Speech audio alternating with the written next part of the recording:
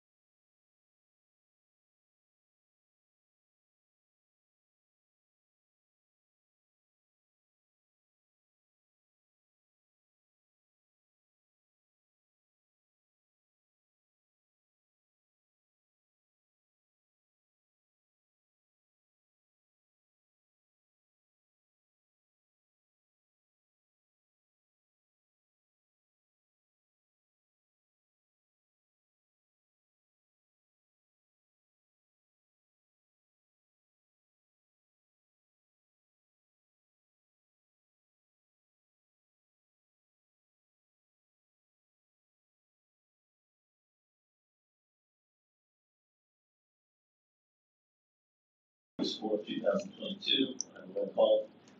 Craig Bowman. Here. David Randolph. Here. Jeffrey Byer. John Brown. Here. Leon Davis. Here. Amy Gorse. Here. Scott West. Here. On to business. Official action can only be taken on items which appear on the agenda. Planning Commission may adopt, approve, ratify, deny, defer, recommend, amend, strike, or continue any agenda item except for item 1. Agenda item 1 is consideration and appropriate action relating to a request for approval of the consent agenda. All matters listed under consent are considered by the commission to be routine and will be enacted by one motion. Any commissioner may, however, remove an item from the consent agenda by request. The motion to adopt the consent agenda is non-debatable. I have an item I want to address on the consent agenda, or do you entertain a motion? Chair, I'd like to pull 1D. Okay. 1D. All right. Anyone else? All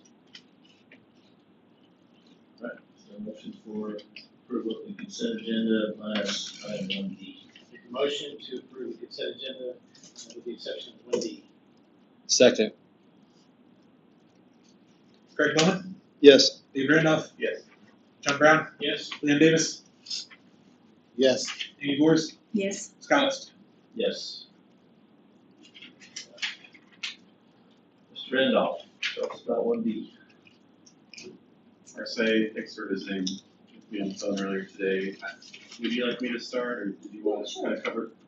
So this is in the Gateway District near Highway 75 and Main Street. So I think it's a minor, listed as a minor amendment to the PUD, which does not require public notice. I think arguably, my belief is that this might be a major amendment, which then would require public notice. Just as a general comment, I always would like public notice, and the part about this, not talking about the merits, is just, it's to add retail and an indoor shooting range. And I've just heard over the years, this idea has been kicked around a lot, kind of a lot of strong opinions on all sides, and I don't feel totally comfortable moving through if it's arguably a major amendment on this issue, so that's why I pulled it, so. Can you potentially go through what constitutes a major and minor amendment? So if you're looking in your agenda packet, you're starting on page 32 for item 1D, and this is JZPUD 83B1, minor amendment number 1, Gateway First Bank. And it says minor amendment to allow for an accessory indoor shooting range. So the Frontier Justice is the organization. They came to the city probably about 6 months ago. They they've had many meetings from the economic development perspective, and then also from, they have entered into a contract with the city council within the economic development incentive, and that is to add, as Mr. Randolph stated, a retail establishment with an accessory use of a shooting range, indoor shooting range. And we did talk about it. I'm going to read to you first, and then I'll tell you where I was coming from. So on page 3 of the actual staff report, or page 34, it says hearing and recommendation by the planning commission. They shall hold a public hearing on proposed PUD. So this is talking about in general when you first bring up planned unit development to the planning commission. And item G talks about action by the city council, and then J is the portion that and this is copied directly from the code, that talks about amendments to approved planned unit development. So this is planned unit development 83. It has already been amended multiple times, and this would be minor amendment number 1 to 83B. So a major, it says, upon receiving a planned unit development amendment application, the city planner shall determine whether the amendment is major or minor based on the criteria detailed in section 6-9-8J2 and section 16-9-8J3 below. So a major amendment is any proposed change to an approved major or minor plan development that results in one or more of the following changes. So when someone has an existing planned unit development and they come to the city, the first thing that I do, we generally have what's called a pre-development meeting, and we sit down and we talk about what they want to amend. And if any of these things are on their list for amendments, then it would definitely be a major amendment. So a major amendment would be if there's an increase in density, if there's an increase in the height of buildings, reduce open space by more than 5%, modification to the proportion of housing types, change in the parking areas in a manner that is inconsistent with the UDO, increase in the approved gross floor area by more than 500 square feet, alter alignment of roads, utilities, or drainage, or the result in any other change inconsistent with any standard or condition imposed by the city council in approving the planned unit development or the approved site plan as determined by the city planner. So when I was going through the pre-development process with this applicant, I went through that list. None of those items were triggered. This is change in the use, and so it was my interpretation, as I explained, this is a retail use with an accessory gun range, so an indoor shooting range. So that would be classified perhaps as entertainment and education, because they would hold educational classes, for, gun owners or just people who came in, and then also entertainment, because some people actually do shoot for entertainment purposes. A minor amendment, number 3, is, this is page 35, is any proposed change to an approved PUD that is consistent with the standards and conditions upon which the PUD was approved, which does not alter the concept or intent of the PUD and is not considered a major amendment as detailed in the other section. So I was thinking in terms of, this is a retail establishment, they're gonna bring tax dollars to the city, they're gonna spend money here, and they have an economic development agreement, and this is an accessory use. It didn't feel like the same as it, I think they're gonna range off of 244, that's, maybe they sell ball caps and t-shirts, but it's not the same thing in my mind. So I did agree that it would be processed as a minor amendment. We do not advertise, which Mr. Randolph is correct.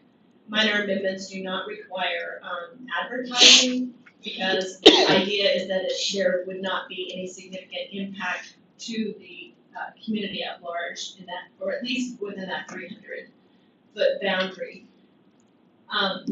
Do you want to talk about your concerns?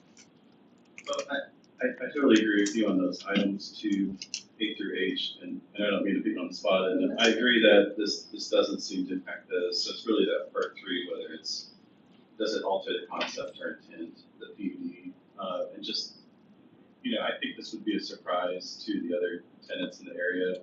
Typically, indoor gun ranges are more in industrial areas, not next to bank headquarters or hotel across the street, and so, maybe I'm getting towards kind of my initial thoughts about the merits, but I think this weighs in on, whether it would be considered a major or minor, and I think potentially major, so, that's why I would just like to do this, proper public notice and, gather public comment, but that's my thought.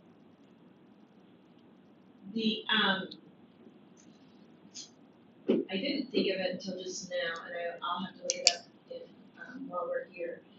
If there was, if the planning commission agrees unanimously that this is not a minor amendment, we would probably have to go to the Board of Adjustment for an interpretation on this one.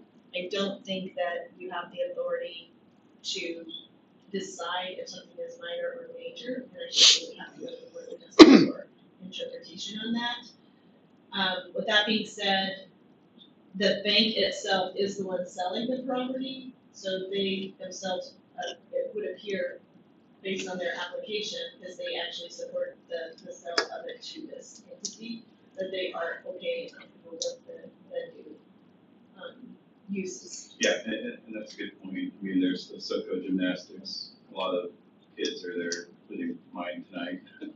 So, and then I think there's a children's development center nearby on the next block over. So, I mean, if all the tenants were to say, oh, we're fine with it, that'd be one thing. I'm not sure if that's the case. I mean, apparently the bank is, but they have other tenants in there. I think there's the I group as well. So, I'm just not sure, if we can say that for everyone.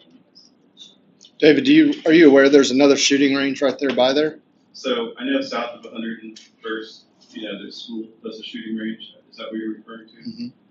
So in my mind, that's not right next to a hotel. So that's kind of a good spot for shooting range. It's into a field. It's used a lot less during the school year, kind of every other Sunday and that sort of thing. So yeah, I'm aware, and I don't have any issue with that. So, my comment on this is that we just approved the UDO, and I'm not a fan of making changes out of the box. I'm a fan of being consistent across the board, and so if these are the standards that we are to judge major and minor amendments, I want to stay consistent across the board with everyone, that these are the measures that we're going to use, unless I'm missing something that requires us to punt this to the Board of Adjustments. But based on these parameters, I believe this is not a major amendment. But that's just my opinion. I'm just one member. Thanks, man. I can echo Commissioner Davis on that. I had the same concerns initially when I looked at this, again, thinking that gun range right next to a bank. And then I had questions about, the proposed retail use under the original PUD. But going back to the code, again, looking at the reasons for major amendment, did not meet any of the criteria. So from that standpoint, in my view, I think it does fall into a minor amendment. Although it does raise a question of something, is that something we need to consider in the future? If there's kind of a gray area as far as other residents that might be around. I'd have to agree with Commissioner Davis. I think it meets major criteria.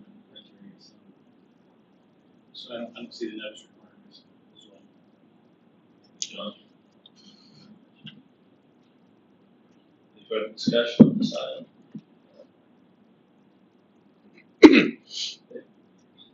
Well, let's just move forward then. It's good because it doesn't seem like we all think it might be major, so. I looked at the Tulsa area and almost always our indoor shooting ranges in some sort of industrial area. Now, I think they can be done safely. I think it can keep everything inside. I think the sound can be addressed. It's not right next to a neighborhood. But I know there's strong opinions about all this. I think this would be an unpleasant surprise, especially to the hotel or people staying in the hotel. So I disagree. I think it'd be a pleasant surprise. I'd love to stay at a hotel with gun range. I think a lot of people in this region do as well. Yeah. Well, like I said, opinions really vary on that, right? And I don't speak for everyone. I like the concept. I don't like it right next to office buildings and hotels. That's my view on this. It just doesn't seem appropriate for that spot.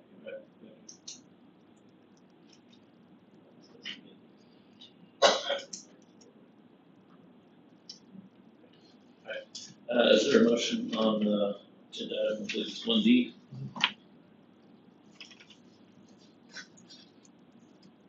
I'd like to make a motion to approve item 1D.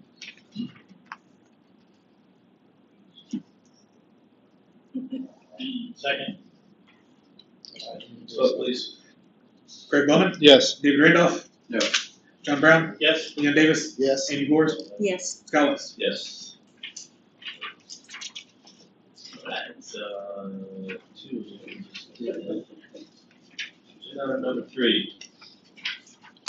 Rehearing of JZ 22 PUD 135, it's a request by Alan Etchen for plan unit development PUD number 135, along with a change to the underlying zoning to RTH, CS, RS3, RS2, and RS1. General location is the southwest corner of 121st and Elm. And this is a note, this item was sent back to the planning commission by the city council at the request of the applicant and the staff to update the matters of the underlying zoning. Mrs. Phil. Thank you, Commissioner West. And Commissioners, this item you heard last month, and it's a really interesting project, 205 acres. The underlying zoning, I'll make a correction, I did not notice in the actual agenda that it said RS3, RS2, and RS1. They are going with RS3 for all the residential lots. And then the actual PUD would dictate the size of the lots, et cetera.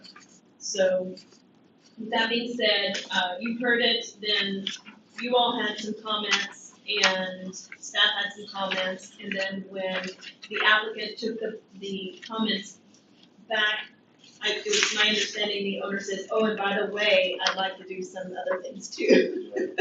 So it absolutely did trigger the major amendment, and so rather than take it to council, approve it, and bring it back a month later for a major amendment, we just said, let's make the changes, take it back to the planning commission, and get it right, or as close to right as we possibly can the first time.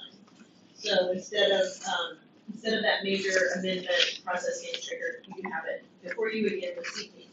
So if you look on page 85 of your packet, you'll see that this is a detached single family. And they do have the potential to have attached cottages and townhomes.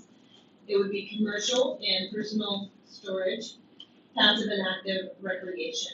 The current zoning is industrial medium, and the requested zonings would be planned unit development, which would encompass the underlying zonings of RS3, residential townhome, commercial shopping, industrial medium, which is the current zoning. That portion would not change on that piece of the property, and ag. There are two different parcels. You can see the parcel data. The entire area is unplatted, so plating will be very much be a part of this process. We had a couple of citizens comment. It is in Glenville Public Schools, and it is in Council Board number 4. So, excuse me, in page 86, we added the UDO, the new UDO language for planned unit development. So this was really the first one that came through since we have adopted the Unified Development Ordinance. And Alan Beckton and his staff worked very hard to try and meet the expectations of the code and of the commission, because you all worked very hard with staff to get the UDO approved, and then actually applying it, as we can see, may not be exactly what we were expecting, and we may make some adjustments to some areas. But so far so good with the PUD before you tonight. It is 200 acres, and I kind of made some comments on page 87. It says modification to standards, and the A through G below shall not be regarded as inflexible, but shall be used as a framework by the city to evaluate the quality of amenities, benefits to the community, and design and desirability of the proposal. And they did answer, you'll see later in the memo, they went through A through G and kind of gave you some highlights on that. I'm not gonna go through all of it. Last time I did. I'm gonna focus more on the changes that you will see tonight rather than everything that's in the PUD. So, under staff comments of approval, the item number 1 was items to be added to the PUD language, minimum square foot, and the garage setback. They added both of those. Items to be required by staff prior and during development, and these are general statements that I'm making. These are things that they've already agreed to do, and maybe it just hasn't shown up yet, or it's things that happen during the planning phase and would be a condition of approval. So it'd be sidewalks are required internally and along the streets. They need to continue to work with staff to revise the site plan and add additional access to the west. Dedication of additional right-of-way. The city is extremely appreciative of the dedication of additional right-of-way. This will be very important when it comes to widening Elm Street. And they are actually taking on more right-of-way dedication than what would normally be required because of the slight shift of the street design. Confirm the nodes and links. This was a new part to the code. It's a lot of math for me, kind of stresses me out.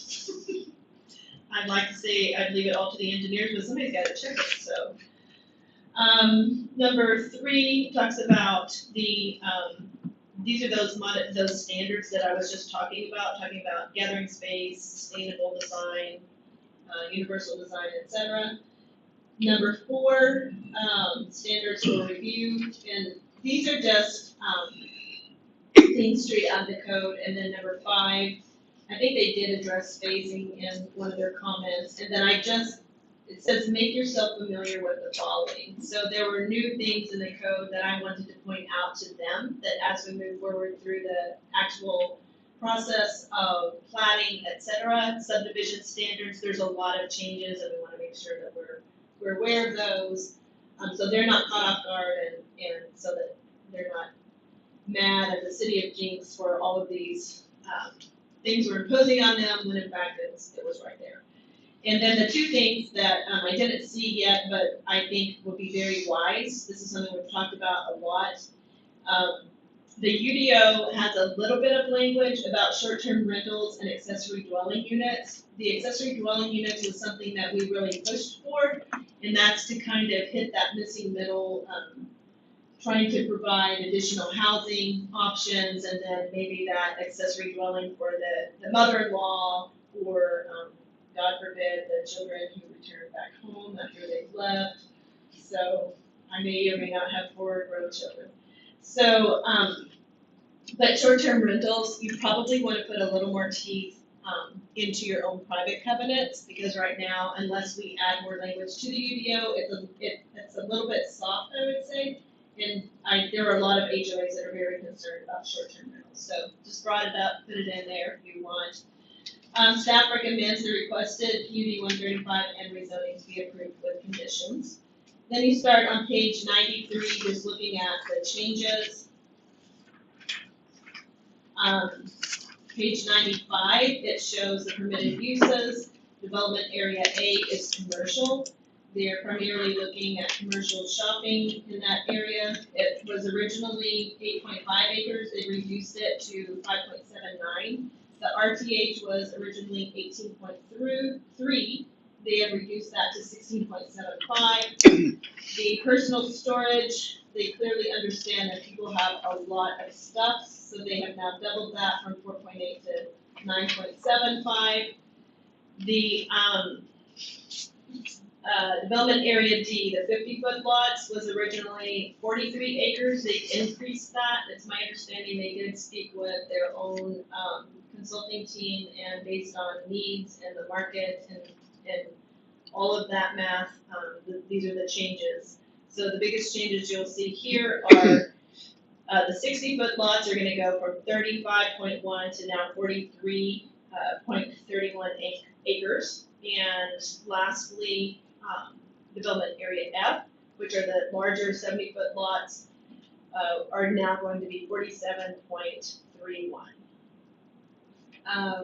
Made some changes on page 97, and I pointed out what the different development areas actually are. Sometimes it's hard to comprehend if you don't know which, without looking back and forth. On the environmental analysis, it says that there are 2 locations to be determined to have a higher VOC content than allowed by public standards. These areas are recommended to be left as natural green space by the report. The proposed layout accommodates those areas. When the applicant comes up, he can reaffirm to you all what those areas are. They are, if you look down at the bottom, they provided a nice matrix that shows what the UDO says versus the PUD. And I think that was the majority of the changes. We now have the legal descriptions for everything. On page 104, they did a great job adding and lining up their accesses to existing streets. The only thing that I added that was new that I did not see, there was no connection to the west, and there's a lot of undeveloped property that way for that direction, so that was one comment. On page 105, it shows the development areas and kind of their color. So they rearranged the development areas a little bit. Previously, I think they had the IM where the RTH was, so they flipped those 2. On page 105, I kind of highlighted for you the cottages area, the 50-foot residential lots. I believe the 2 areas that I have located community space are the 2 areas that have the environmental issues. And they're at least located within that. It's not the whole area, I don't think, but each one of them have a little, that's where the area is identified within those.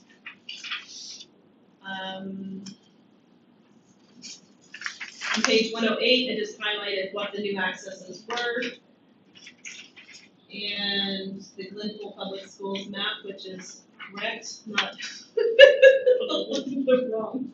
the wrong section. And then the very last thing on page 112 starts where they went through and really tried to talk through and address the different issues or requirements and conversations that the PUD has spurred. So, or the UDO, sorry, has spurred. So I think that is it. I believe we hit the highlights. If you have any questions, Mr. Betchen is here to answer them, and I will try to answer as many as possible. All right, so let's open this up to the commissioners. Any questions for, John, before we start, Yeah, I want to say thank you so much for the time, both of y'all, I know, and many others, and going back through this and highlighting the changes and color coordinating. That's really good. I know that I couldn't do that. So thank you for doing it for us. Yeah, I would echo that as well. This was a very detailed proposal, so there was a lot of changes in there. So I had one concern in the form of recommendation, and then one question. Concern that I have is on page 95 in development area A, commercial.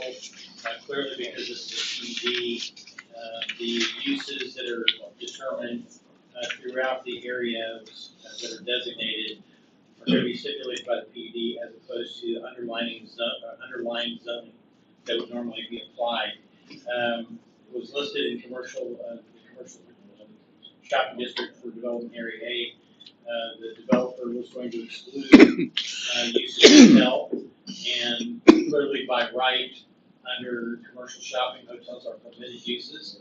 The concern that I have is, and this is going back from a commercial real estate perspective, we have 3 different retail areas within Ward 1 that have been developed over the past several years, and because of the lack of PDs that dealt with those, we could not legally prohibit the development of dispensaries. And if there's extensive studies out there, if you look at the composition of retail business that comes into shopping areas like this, yes, if you get somebody who wants to come in and set up a dispensary, yes, it'll probably do very well. It'll stay there throughout the life of the retail development, but it will have a direct impact on other businesses that come in and the transient nature of those businesses. So my suggestion is the developer has the right to exclude dispensaries, which are permitted in a CS. So I would make that recommendation just from a standpoint, we want, because you're going to be looking at not only developing retail, but then also residential throughout this PUD. You want to put anything in here that could potentially deter people from coming into the area. So that's personal recommendation, personal opinion, and everybody has their own opinion. The question that I had on the environmental analysis on page 96, there was reference to volatile organics that were found on 2 locations. We've not really addressed this before, but there are intended uses for green space and public amenities, and we haven't really talked about the fact that there's volatile organics leftovers from petroleum. Does that have an impact on, let's say, if it's in a park area, green space, where people want to come and picnic? Are they going to be laying their blankets down in areas that may have substances in the soil that could be harmful over the long term? So I'd be kind of curious to know if there's any evaluation on those VOCs, if that's going to have an impact on those green space uses. So that was just a question. Again, we've not addressed this before. It just kind of hit me as I was reading through it. So that's all I have. Thanks, John. Thank you, John. Dale? Yeah, I have one item on there that I want to talk about. When we were going through the UDO process, there was a laundry list of things that we were going to kind of consider for the future. And one of them being is on page 85 at the bottom, it talks about the private covenants. And it states that the city does not enforce HOAs. Do we have it set up where they have to register their HOAs with the city? Because I think that's something that we talked about, having a registry of the HOAs. And then that way, code enforcement can reference the HOAs. Even though they're not enforcing the HOAs, they can still reference the HOAs to deal with some of the abatement issues. And so I think that's important just to consider that, throw that out there, because this development has some rental, short-term rental, and short-term rentals are not cared for as much as people typically care for their properties. And so, in my opinion, those could become eyesores and bring down the development side. So I think that if we could have some type of registry that allow a reference point for code enforcement to go out and to address some of the abatement issues that might happen, then that would improve this development over a period of time. Thank you, Commissioner Davis. Staff has talked about that. I will bring it up. We have a bi-weekly code enforcement meeting, and I will bring that up again. Currently, HOAs fall under the jurisdiction of the police department, and code enforcement is also under the police department. And it's something we've talked about. It's probably just a matter of getting it done. I think a registry is a really good idea. Most cities do have some type of registry available. And I will follow up on that personally. I will say the short-term rentals, they don't have it in here. I've just asked them to exclude it if they care about it. Okay, because I bring that up because I know we spent a lot of time talking about the HOA items on the development off 131st, and we went through that. And I think it was on the agenda twice. So, okay, thank you. So I guess, Marseille, that's something they're gonna address tonight, the short-term rentals? Or something we can ask, or is that something you're gonna do in the future? He may have to take it back to his owner, but I brought it up because it's something that we keep having conversations about as a staff. Citizens talk about it a lot. They've emailed us.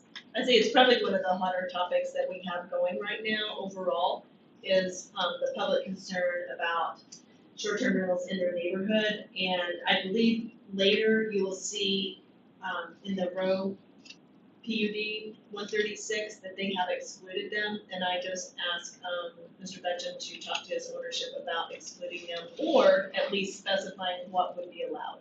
I mean, if you want to allow, it's at least better going forward because everybody who purchases a home there knows that their neighbor could have a short-term rental or could add a short-term rental, et cetera. So it would be a little bit different because it's a new subdivision, but at least have the conversation with the ownership and decide. But you can certainly make your own personal recommendation or comments for him to take back to the ownership. Yeah, it's just that I live on land, but we have a neighborhood that's in front of us, and a gentleman turned a 4-bedroom house into 8 bedrooms and has rented them out. And it's not very pleasant when you have 8 to 9 cars sitting out in front of our wonderful neighbors' yards. And generally the people that have these don't mow their backyards, which backs up to my property and just becomes a big mess. So yeah, that's obviously a hot topic, especially with the van that was parked out there. That's great. Anyone else? Questions, comments? Okay, go ahead and open the floor. Is there any, or applicants present? The applicant wishes to come and speak to the commission. Thank you, sir. If you could give your name and address for us again, thanks. Alan Betchen, 200 North McKinley, Sand Springs, 74063. Sorry, I'll try to be louder. Let's try that. Is that better? Green button should be on. It is now. Marseille did a great job, actually a fantastic job, of spelling out the differences in what was presented before and now. As we were going through and writing the detailed development areas, the legal descriptions as we were taking to City Council, whenever you're writing a PUD like this, you can look on the development area maps and you'll note that we're truly following lot lines. We knew that we had additional right-of-way dedications that were coming, that kind of came up as we talked, and that kind of took me through the process of, man, I know these lines have to move, and I'm writing lines that are specific to it. And then that was the whole question of, if I know I'm gonna have to amend it, do I just go ahead and do it now? I know we went through it, but I know it's not quite right, just based on staff comments alone. And thus, it was, well, let's go through and really get it 100% to where they were comfortable with it. And they, by sheer fluke coincidence, they had a nationwide consultant come in the same week that I asked this question. And so it was, well, actually, we were just talking about that. And then thus it was, let's go through and really get it nailed down. And so that's what you have in front of you. We spent a lot more time really trying to break down how those different subdivision layouts interact with each other, using the collector as an actual dividing line between the 50-foot product and then the other product within the subdivision, trying to take in some of the comments that we had about alignments and really shifting those roads up to align with streets across 121st, and then making a real effort to be very intentional about how connected the community spaces were to all the development areas, because that was one thing that was originally brought up about trying to get a little bit better proximity. And then, which, when you start thinking about that, like, well, there's no reason for the storage to kind of take the closest location to those bigger amenities. Let's shove that over and start using that kind of more in a traditional sense of what you would normally see in a development, stepping down and using the storage as buffering to the town and cottage home, and then that as buffering from that storage into the single family. What you have in front of you, I think, is probably more detailed than what you would normally have for a PUD of this size at this stage. But when you start getting into nuts and bolts, and I think Marseille was really right, let's just put the extra effort in and even ask it to get sent back, so that way we can make sure that we are addressing everything and that it's as close to one and done as we can get in that conversation. I spent quite a bit of time, more than I really wanted to, reading through the environmental after our conversation so that I could really have a good, here's the engineering side of it, answers to it. There were two locations that were, so there was a grid of wells drilled and borings taken across the entire site. There were two locations that came up a little higher, not much, higher than what is considered for residential purposes, long-term residential purposes. Apparently there's some gradation of what's tolerable based on the use that is, and residential living space above it is the most stringent of the tolerances. They then went in and gridded down on 10-foot intervals to define the limits of where that was. So really trying to be super diligent about where those were. One of them sits along the pipeline in the cottage area, actually, but it's wholly contained within the pipeline. So it's already a reserved area that's not going to be developed or built on. The other one is, if you see that circle on the oddly large lot in the 60-foot residential, it shows up in the aerial behind it. So one down from the community space, and here, let me actually, right here, that was the other location that they identified that there was something higher than what is normally allowed for residential. So that lot is a green space lot and will forever be green space. They were very specific about their recommendations in the report about what you can do with it. They actually allowed paving, recreational use, paved over the top of it. It was just a matter of don't install utilities and disturb subsurface issues, because it's not a surface VOC issue, it's a subsurface. So stay out of this area from a disturbance subsurface that is something that's going to ultimately be handled. So those are green space areas. Everything else came back below standards, and we've provided that report, which is substantial to document what it was at the request of the Planning Commission. So this layout definitively accommodates the environmental report. I can say that from everything to the best of my knowledge and ability and what we did, and that's what's back before you, which I think that was kind of our bigger conversation point. We've really tried to address those residential connections like we talked about. I can tell you from a short-term rental standpoint, normally this developer restricts short-term rentals within their restrictive covenants in HOA. Excuse me.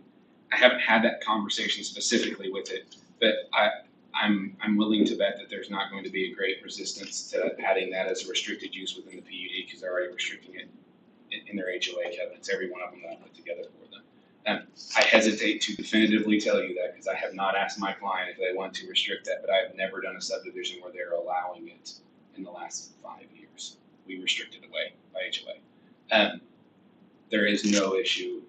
I'll happily remove dispensary from the, actually the reason why hotel was excluded is trying to preserve it for sales tax generating uses instead of things that don't generate. So I mean, it's really trying to get down to, hey, we want these to be generators that are local service providing entities, not something. And honestly, in those tracks, whenever you put a hotel, it consumes the vast majority of it. So we're trying to really be cognizant of that with the layout and what you have in front of you. Other than that, I'm happy to answer any questions. I think this answers a lot of what the original concerns that we heard the last time we were before. Yeah, I think you hit everything we brought up so far tonight. Any other questions for Mr. Dutcher? I got one on the, I don't wanna keep beating up that green space. But on the green space, is it possible to get some consideration of actually capping it with some concrete, putting a bench or a canopy over there? We've talked about using it as like a basketball court, as true passive recreation with what it would be.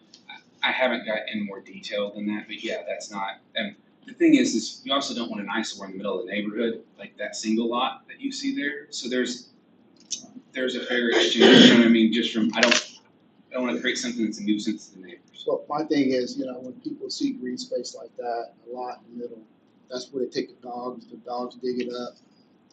Or dog park. I think the intent of it, from the way that I read the environmental, is more mass land disturbing. I don't think this is a 1 foot, 2 foot issue. This is and I can't remember the numbers, and I don't really understand the math behind them, so I don't want to quote and say, well, it's really close. But it was relatively close to meeting the standard and being below.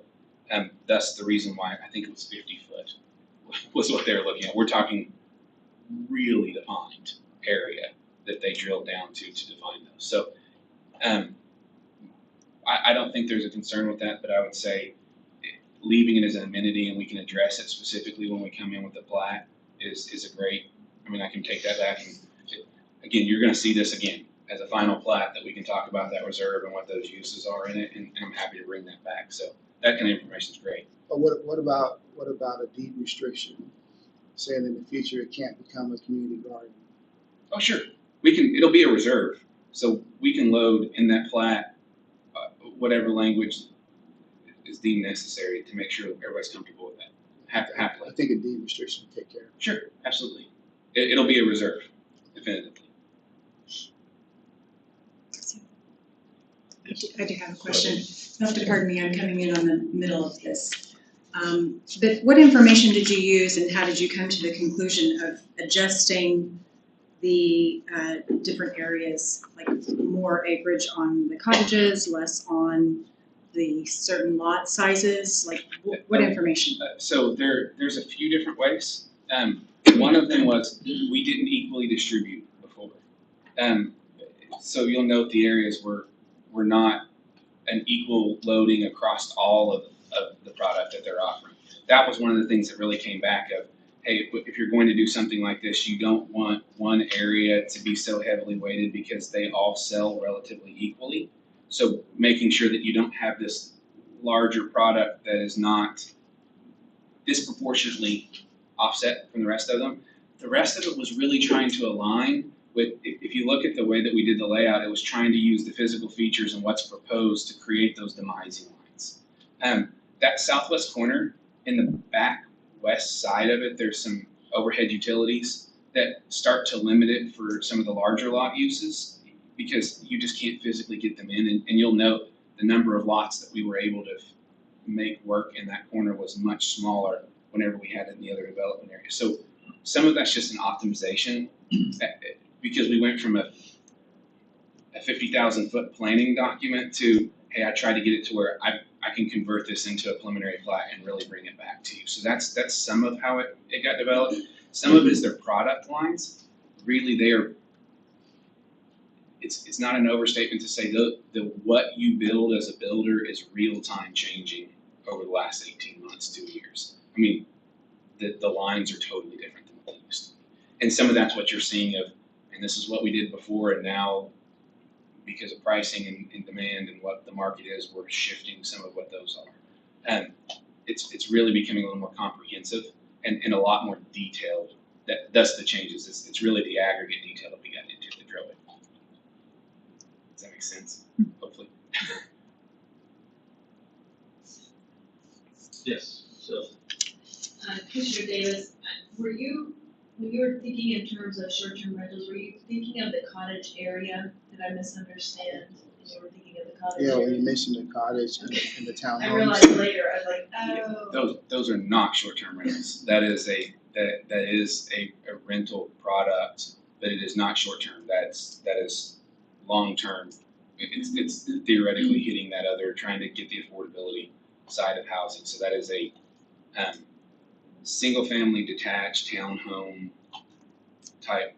The intent right now is a townhome type development, but it is a rental product, not short-term rental, like that's long-term rental. Right, right.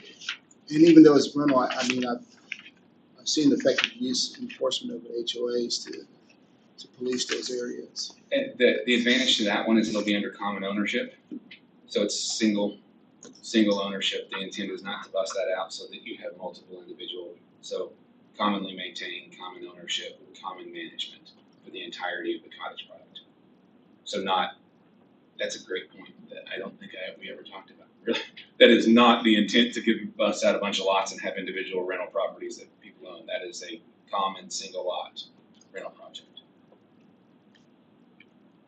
So does that mean that's one parcel? Yes. Yeah, just want to remind me, this was primarily tank battery. That's correct. Okay, so. Not production. Okay, so we don't really need to be looking at the final plat for location of wells, so. That's correct. Thanks. Tank battery and conveyance, lots and lots of conveyance. Okay. You can imagine tank battery's got a lot of other lines that came in, which drive the layouts. This is a tricky little site to develop one, for sure. So that's been a special district by itself since I've lived here. It's not exaggerating at all. It was a 8-month process to work through environmental, and then much longer for us to figure out if we can actually how to do it, even from a pipeline standpoint and everything else, and make it something that everybody would be proud of. I think we got there. I like it. Any other questions from the commission for Mr. Betts? Right, thank you, sir. Thank you. I'll open the floor to the rest of the public. If anyone wish to address this agenda item, go ahead and come forward. All right, chair sees no one, so we'll go ahead and close the floor back and entertain a motion on agenda item number 3. Can I just make a brief comment? Yeah. Just same as last month, I like this concept. I appreciate you looking at the elements of the UDO. I see them in here. We had questions about environmental issues. I think you can handle them. Obviously, you have to comply with all laws if anything else comes up, but that's a concern for me, but it seems like you've handled it. So, anyway, I'm excited about this.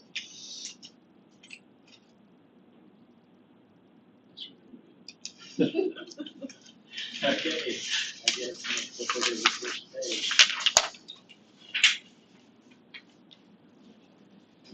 So I will make a motion to approve JZ 22 PD 135 with the recommended conditions as proposed by staff, and note the comments and exceptions made by Mr. Betchett in the record.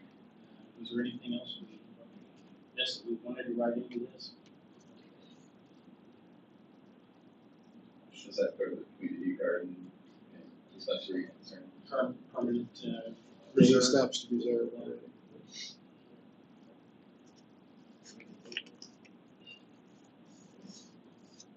I'll second. Let's vote. Yes. Greg Bowman, Yes. David Randolph. Yes. John Brown, Yes. Leon Davis, Yes. Amy Bors, Yes. Scott West. Yes.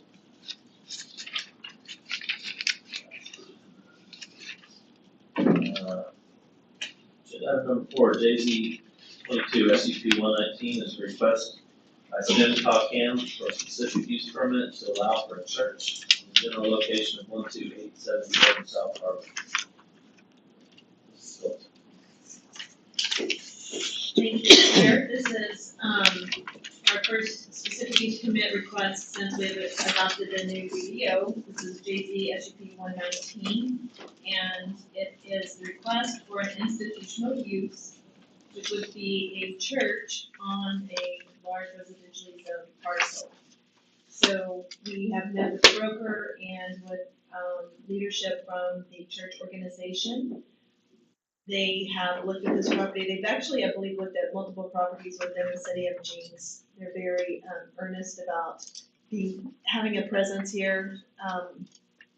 The general location is north of the grow facility at 131st and Harvard and south of some residential development, and then we have residential development to the west. So let's see. This parcel has not been platted. It was rezoned and it would trigger platting because of the zoning.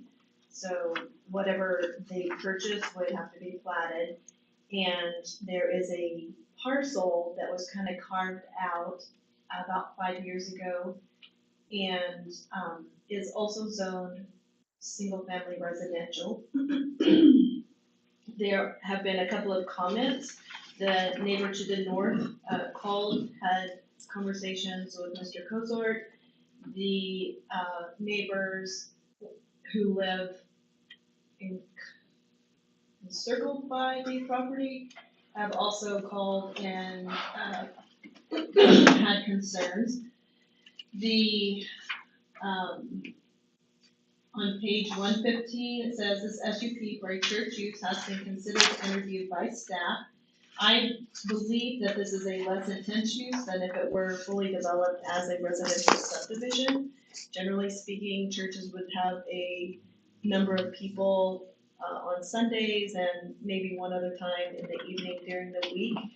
Doesn't mean that they wouldn't have an office there and come in and out. I looked through the code and approving this SUP request does not guarantee the church will be built. When I made that statement, like any time we approve a zoning or a PUD, like Mr. Betchen just had a recommendation of approval for his 205 acres. That doesn't mean that it will ever happen, it just means that it is approved. There is a new element, there's a chart here on page 115 that shows if you are RS1, these are all institutional and utility uses. So a place of worship would be similar to a place of assembly or a school or a government use, in that they require a specific use permit in any residential zoning.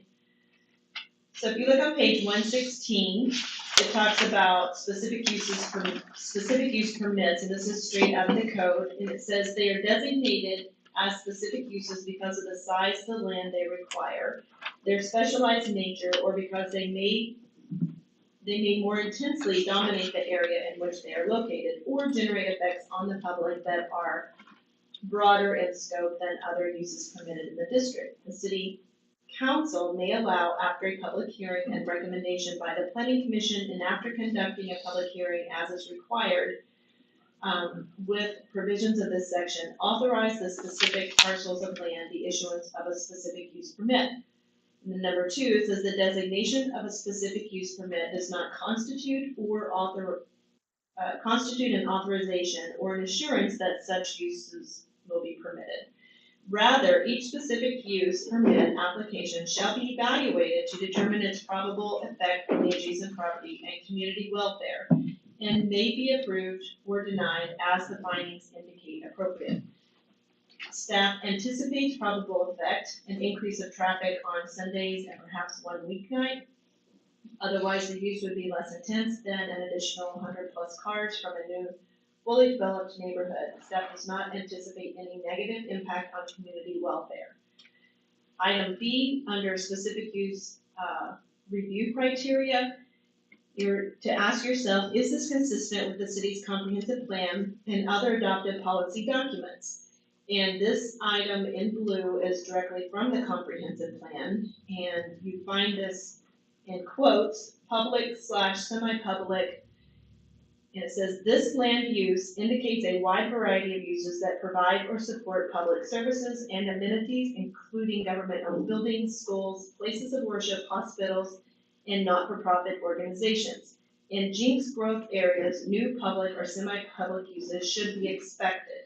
Although the precise location of these uses is unknown at this time, the city should direct them away from any areas designated as commercial or industrial on the land use and development chapter.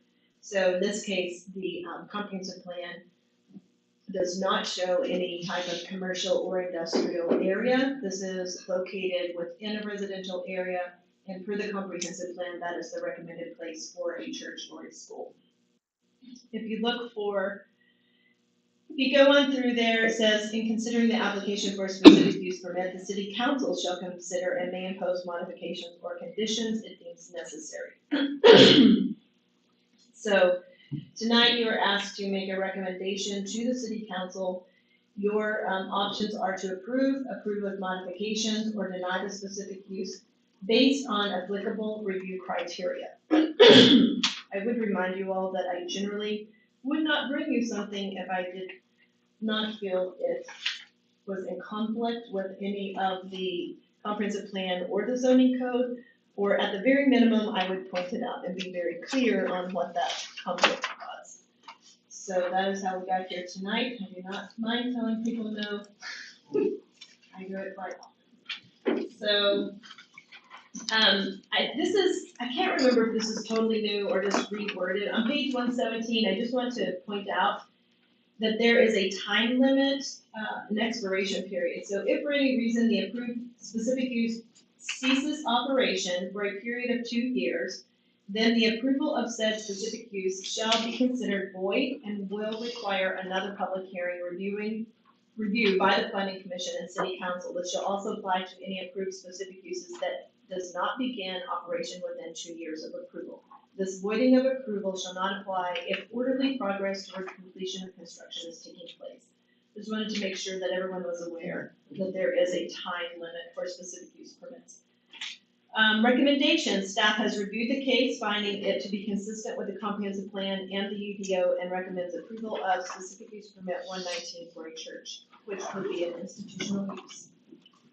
I don't have any further comments. Okay. Discussion amongst the planning commission.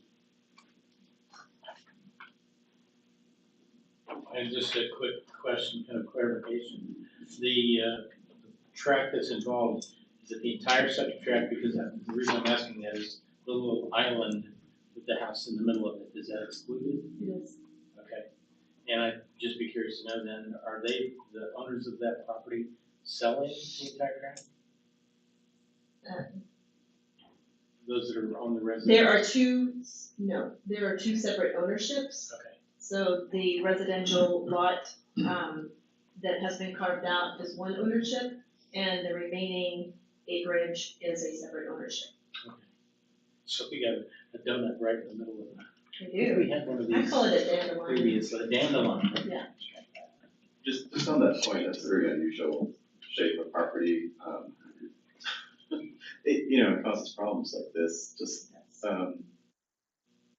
also, maybe we should just ask for public comment first, but you want to summarize kind of what we received or you received from the public? As far as public comments, I spoke to Mr. Cozort, and he had concerns about sometimes when churches or civic groups come in, they'll put large signage or large art pieces, and he was concerned that something of that nature could come in and would change the character and nature of the neighborhood. And to my knowledge, there won't be anything like that in this case. And then I have spoken a couple of times and emailed the broker and the resident of the Dandelion lot. And I think their concerns, they can express them, I think they're here, but their concerns were more in line with how this could impact the sale of their home and their property value. Mm-hmm. I had more, I don't remember. That's the only two I remember. Just another quick comment as we're making consideration on this. The grow facility that is off of 131st is on the north lot line that's adjacent to the south lot line of this tract. We've had previous issues with other developments with the smell. So I think any idea that we're going to put other residential developments down there, that's going to be impacted by that. So from my perspective, it's a good use.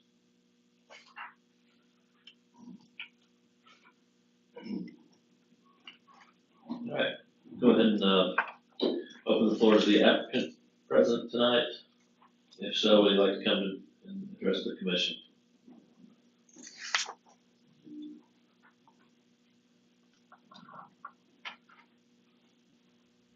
Good evening. Good evening. Get your name and address, please, sir. My name is Jim Khan, the pastor of the church, Far East Mission Church.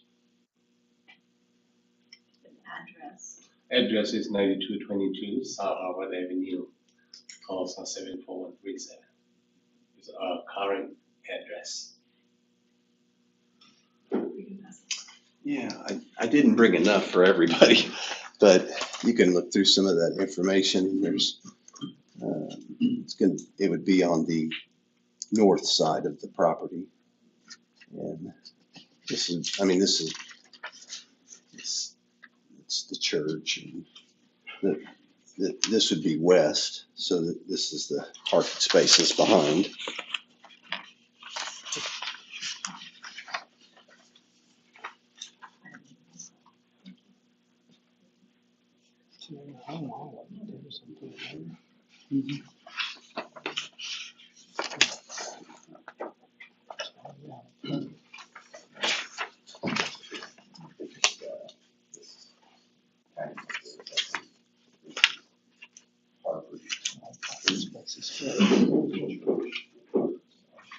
That's on the north side.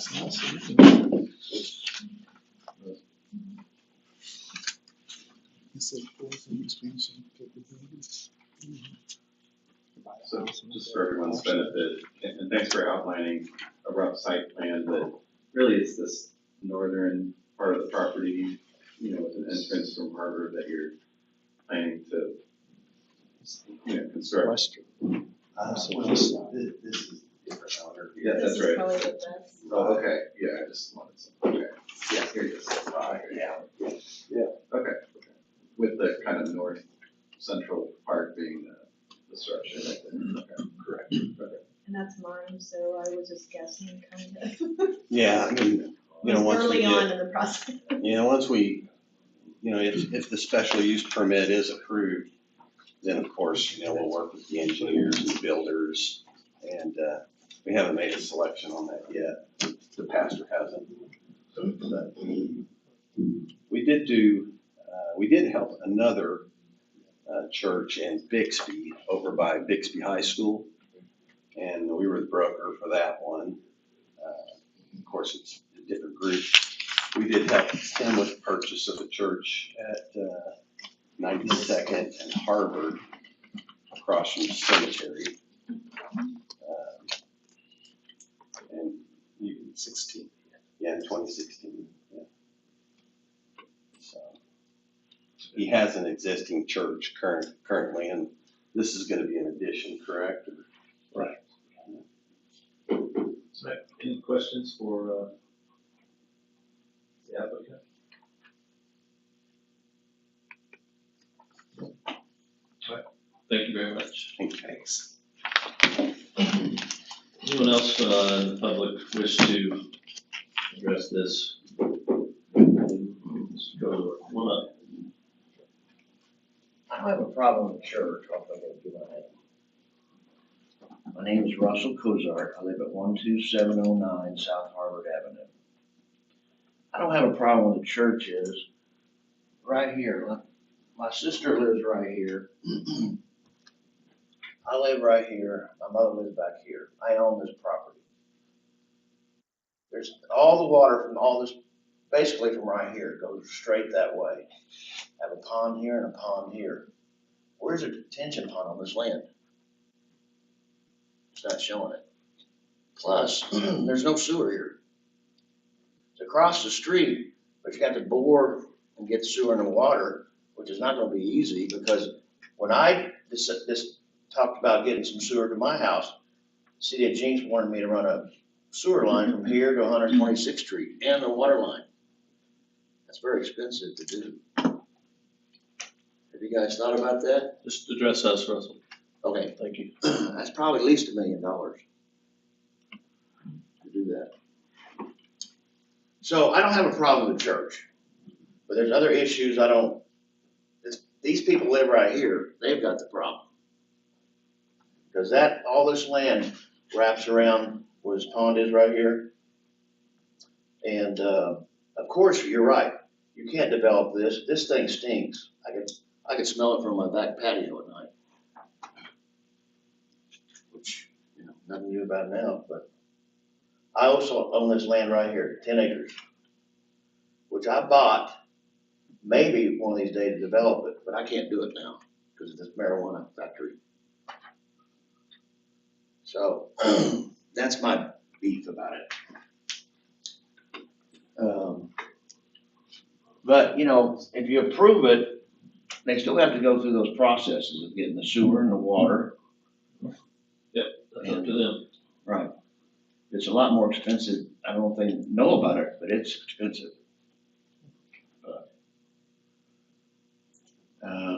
You ask me any questions? Nothing? No, sir. Okay. We're just here to listen to you. Thank you, Mr. Cole. I saw another hand, yes, sir.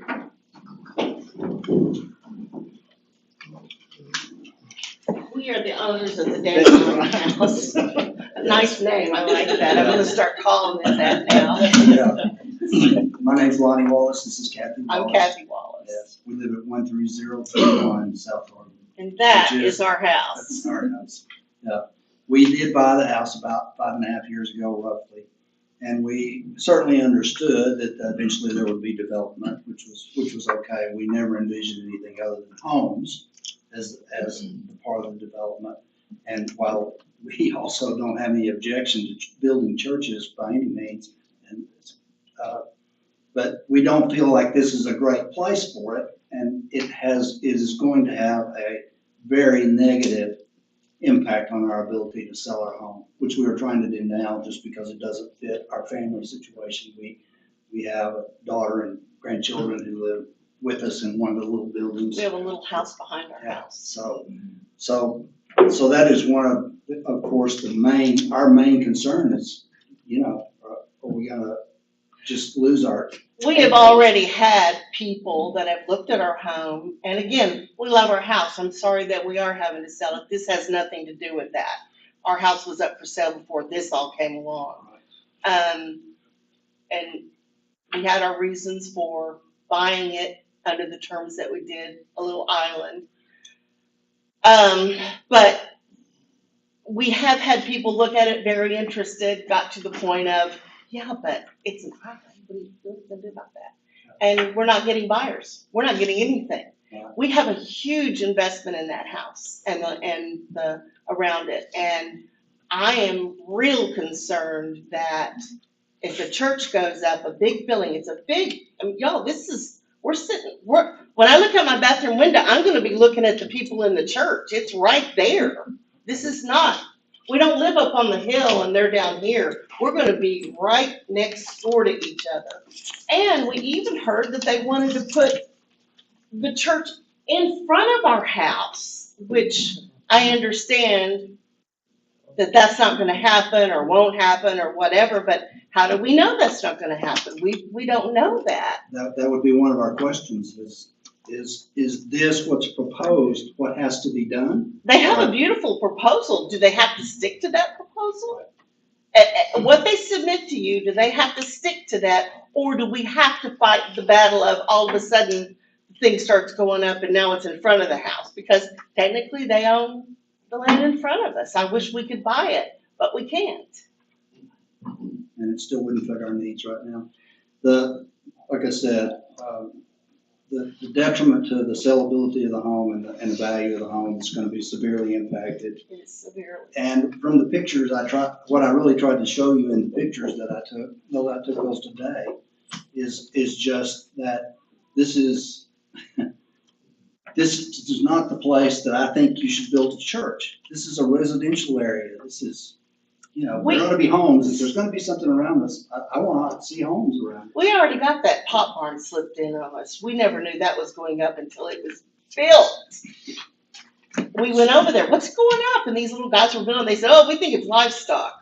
Boy, were we surprised when we found out what it was. No one told us, There was no public notice. We knew nothing. And now we've got this. We also have at least 100 house subdivision going in across the street from us. We live in a little country road. What's it? Traffic, It's just, so. it's just crazy. I mean, I don't know, so. Well, I know that the impact that it has on other people who reside there and are impacted is part of this consideration. So we ask for your consideration in the situation. This is unusual. The dandelion situation is pretty unusual, you know? And we it's had gonna be blindsided here. We had And it's gonna be financially damaging to us, and I'm not young anymore. So, you know, we. I don't know that we can recover from it. Right. You know, we just don't know. So that's what we have to say. We Thank hope you you for all will listening listen to to us. us. Thank you.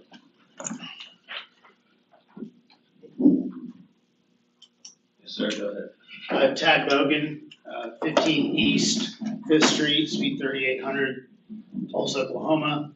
I represent Doyle and Judy Williams, who are the owners of the property currently. I just wanted to address some of the concerns.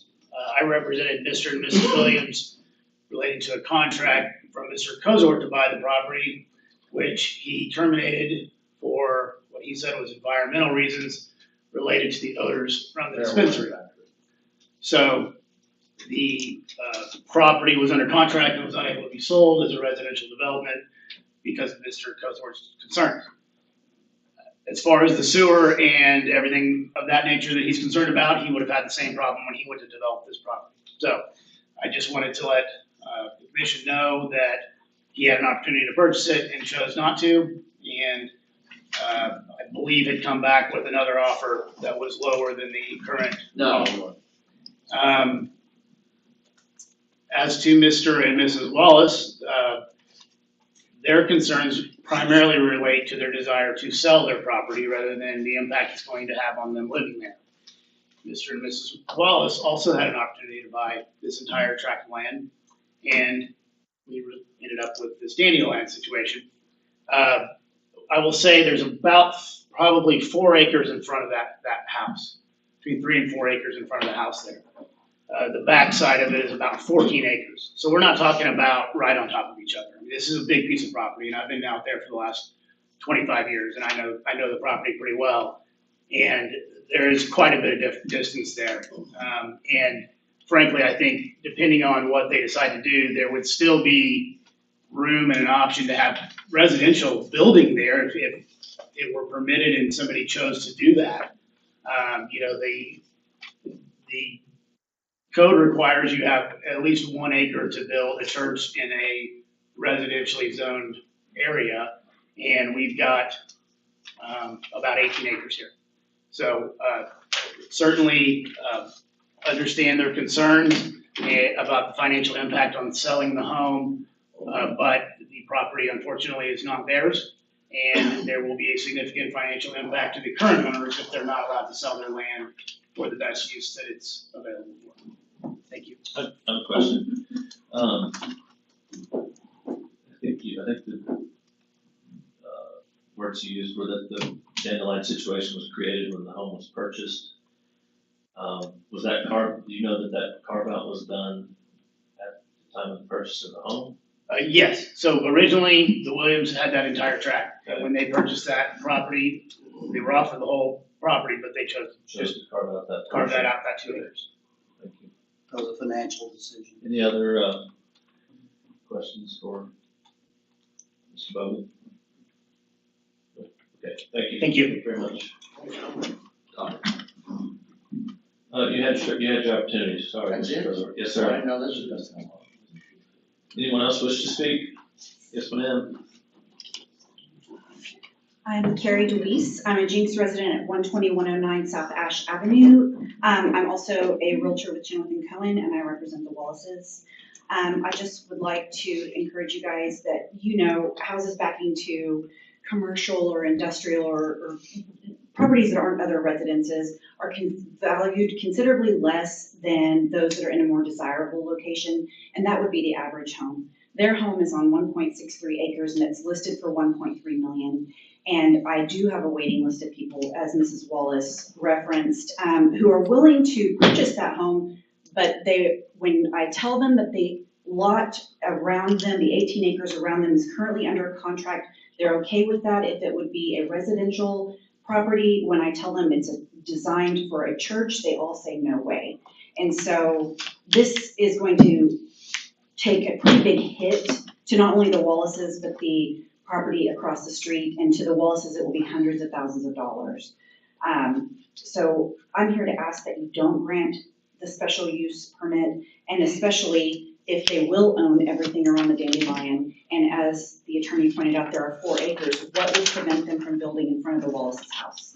That would destroy their property value. So, do you have any questions? Thank you. I apologize. Could you repeat your name? Carrie DeWeese. Thank you. So I do have a question for you. So if we had 70 1,200 square foot houses around this property, would it decrease the value or raise it? It would, I don't think it would raise it. It would not decrease the value. It would, like I said, I have 4 people that said, well, if you can tell me a residential, because it's zoned RS1, a residential low density development would go in, then they would be fine with purchasing the Wallace home in and around that. Okay. Any other questions? Thank you. Anyone else wish to speak on this item? All right, go ahead and close the floor. Further discussion or questions of commission? So, Marcy, we can't really, could you address sort of what we can evaluate on impact of property values? Because I understand it, tell me if I'm wrong, we have these standards here, here's the SUP. It seems like it is a tough road and open to problems if you start saying, well, this property can do something, but it would impact values higher or lower that way. I mean, that's not how we are supposed to evaluate this. Did you mind just kind of weighing in on what standard we're supposed to look at this for? Yes, I was trying to find the exact language in the code because it does talk about it to some degree.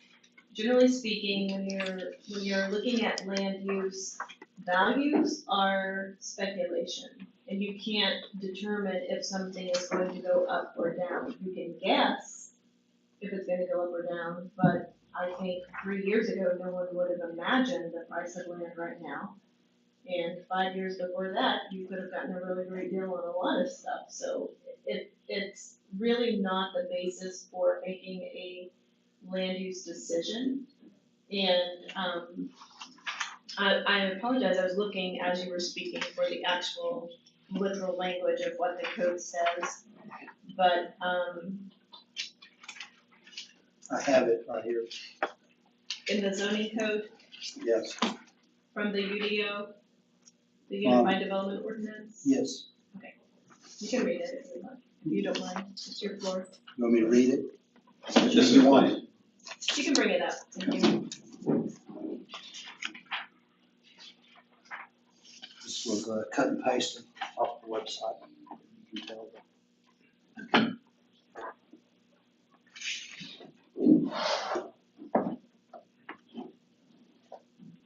Okay, so this is regarding the comprehensive plan. So the comprehensive plan is a land use guide, and then from the land use guide, you make your ordinances. So this was adopted 3 years ago, and it guides the UDO. So this, I will read what it says. The city council may, in the interest of public welfare and to assure compliance with the intent of this ordinance and the Jenks comprehensive plan, may deny a specific request or require such development standards and operational standards and safeguards as are indicated to be important to the welfare and protection of adjacent property and community as a whole, and be compatible with the natural environment and the planned capacities of public services and facilities affected by the land use. I can't remember, I wish we had that page number. Thank you for sharing that. I think what I read was probably as applicable as anything from the comprehensive plan. It's really more geared towards use and consistency with area, and, as opposed to impact on property values. That's kind of my understanding. Thanks.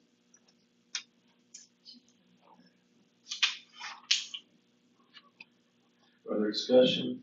General comment, Go, John. we are limited as to the authority that we have in making our recommendations on the SUP, and everything within this is consistent with the UDO and the requirements. The challenge that we're dealing with is there's really a couple issues here, and they're all hindsight. Hindsight number one, buying a dandelion property, something that's sandwiched all the way around, because the reality is the only way a residential property of that size would maintain its optimal value or optimal use is if the land around it stays open, like open range, which is probably one of the factors that you looked at when you bought it. You thought it was gonna be the nice view and things would stay open like that. The second thing, which we can't do anything about, is the fact that we've got a grow facility that went in there, and I would echo the voice of the Wallaces. I was overseas when that went in, and if I'd been on this commission at that time, I would have fought tooth and nail against it. The reality is, because it was zoned appropriately when it came in, there really wasn't anything that the planning commission could have done, or the city council. And the complaint that you have there is going back to the couple 100,000 voters in the state of Oklahoma that foolishly allowed that operation to come into our state. But that's bigger than the scope of this commission. I think from a standpoint, this is just a suggestion, we're gonna have to make a decision based upon what we have to work with right now. And my suggestion would be maybe an outside the council meeting discussion, because what seems to be a good workaround on this versus a zero-sum game would be if the church were to consider trying to entertain the opportunity to purchase the house for a parsonage in future development for guests coming in. If you need donations for your, church for that, we can help with that. I can personally help with that. And the other thing would be maybe to look at a lot split and try to get rid of the dandelion and even that space out to where the land around the dandelion to the south, the east, and the west, so you're dealing with parcels of land that can preserve the size of the acreage, but still allow the church to develop on the north side of that. As far as the cost of developing it for Mr. Kozor, utilities, runoff, hydrology reports, those are all things that will have to come back to us for preliminary platting, final platting. And if they've made the decision to go in down there, they will have to bear the cost of any utilities that have to be brought in. And they'll have to deal with any hydrology or runoff issues, and those will be future issues that will have to come back to us. So those are just some general thoughts and comments that maybe you guys can resolve this where everything works out for the best. And maybe if the church comes in, they can pray the grow facility out, and then everybody will be happy in the area. So harvest time is when Right, any other questions? Oh, just as a clarification, John, the grow facility didn't come through the planning commission. Didn't even hit us, so, yeah. We didn't have a chance. Just as a comment about this grow facility, which we're all excited about, that because it impacts the use nearby, I mean, we can't do anything now, but there may be a nuisance claim as a private cause of action. Talk to your own attorney, I'm not advising you, but, if it is restricting use or anything and hurting values, it seems like there might be a legal claim there, to say that. All right, is there a motion on the agenda item?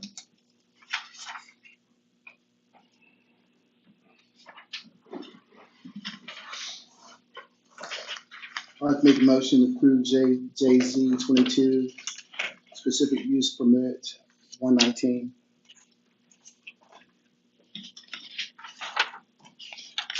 Second. All right, let's vote, please. Craig Bowman, Yes. David Randolph, Yes. Jeffrey Meyer, Abstain. John Brown, Yes, Leanne Davis, Yes. Amy Gores, No. Scott West. Yes.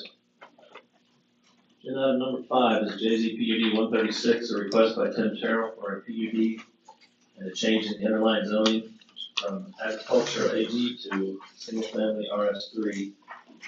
a general location between 131st and 141st on the east side of Harvard.